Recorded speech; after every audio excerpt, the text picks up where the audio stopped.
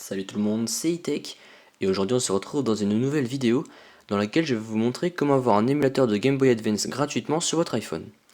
Donc premièrement, vous allez avoir besoin d'aller sur Safari et de vous rendre sur ce site là, iEmulators.com. Donc je vous mettrai le lien dans la description. Ensuite, une fois sur ce site, vous allez dans la catégorie App ici. Donc on clique dessus, on descend et on va jusqu'à GBA for iOS 2.1. Ensuite on clique dessus, on fait Install.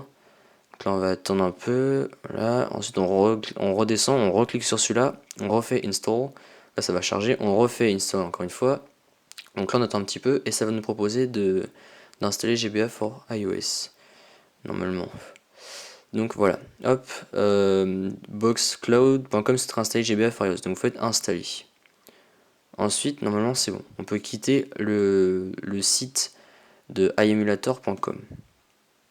Donc là vous voyez l'application charge.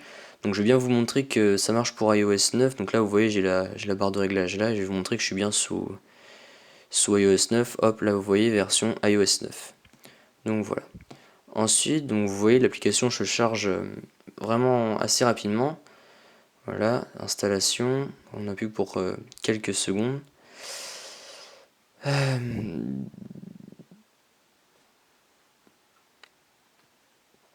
Et voilà, c'est bon, l'application est installée. Donc là ensuite, encore une fois, on va nous mettre ça pour iOS 9. On va nous mettre ça. Mais bon, pas grave, comme d'habitude, on va dans les réglages, général, et ensuite on fait profil, et là on va dans iOS EMU, clique sur celui-là. Non, c'est celui-là, pardon. On fait Shenzhen, le truc en chinois là, technologie, on fait ça. Hop, GBA for iOS vérifié. On fait faire confiance, on fait se fier. Et voilà, c'est bon. Normalement, on peut ouvrir l'application. Si l'application veut bien s'ouvrir. Ah voilà, ça marche.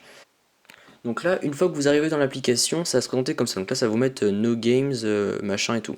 Donc ensuite, pour installer des jeux, vous allez dans la petite loupe en haut à droite. Donc vous cliquez dessus. Et donc là, on va aller par exemple sur le site... on va aller sur le site... comment ça s'appelle? Emu Paradise. Emu Paradise GBA. Voilà. Bon, c'est un site qui est de temps en temps, il est un peu, comment dire, il est off, on va dire, mais non, normalement il marche très bien. Donc là, par exemple, Pokémon, voilà, enfin Zelda de Minish Cap. Juste une chose avant d'installer les jeux, faut bien avoir le jeu sous la forme physique, sinon c'est illégal. Donc voilà, donc là on descend, on descend, on descend. Voilà, là on a le lien, hop, on clique dessus. Ensuite on redescend. Là on a encore le lien, on reclique dessus. Là ça va nous mettre ça, donc vous faites download. Donc là vous renommez le jeu comme vous voulez, donc moi je vais le laisser comme ça, hop, save. Donc maintenant on attend un peu que le jeu se charge. Ça prend pas beaucoup de temps les jeux à charger parce qu'en général c'est des fichiers assez légers, donc voilà, bon, moi c'est juste que ma connexion Wi-Fi elle est un peu lente, mais bon, normalement ça prend 2 secondes à s'installer. Hop, et voilà, c'est bon, c'est fini. Donc maintenant, on peut cliquer sur le jeu et lancer le jeu. Donc là, voilà, l'interface, elle se présente comme ça. Donc là, GBA for iOS, voilà, donc là, on a les touches, tout ça. Juste vous montrer que le jeu marche bien. Donc voilà, vous voyez, il marche bien, il y a même du son, vous voyez, ça marche très bien. Voilà, nouvelle partie. Voilà, donc là, le jeu marche très bien. Donc ensuite, pour revenir, on fait menu, return to menu. Donc là, donc voilà. Donc ensuite, pour les réglages de l'application, donc vous voyez, pardon, là, on a tout ça. Donc qu'est-ce qu'on peut faire? Donc là c'est pour le frame skip, donc c'est pour le niveau de performance. Moi je vous conseille de le laisser sur auto, parce que ça s'adaptera à votre appareil. Donc là le wireless linking c'est ce qui vous servira à faire du multiplayer. Bon pour l'instant c'est en bêta, et j'ai jamais essayé donc je peux pas vous dire si ça marche bien.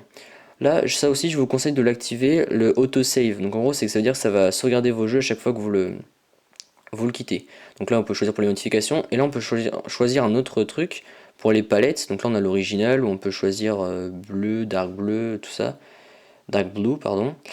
Et donc voilà, voilà, là on peut choisir aussi les contrôles pour Game Boy Advance, par exemple en portrait, hop, voilà, des défauts, on peut en installer d'autres.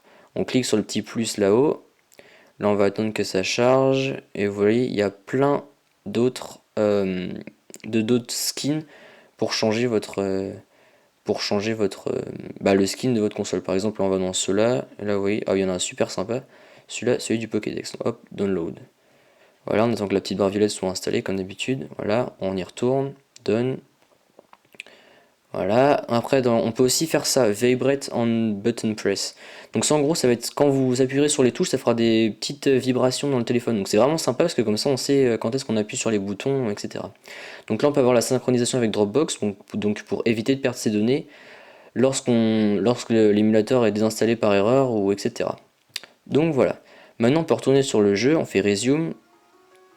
Voilà, donc là le jeu marche très bien et on peut installer beaucoup de jeux. Donc c'est vraiment, bah, tous les jeux GBA sont compatibles avec l'émulateur. Donc voilà, c'est tout pour cette nouvelle vidéo, j'espère qu'elle vous a plu, likez la vidéo et abonnez-vous, salut!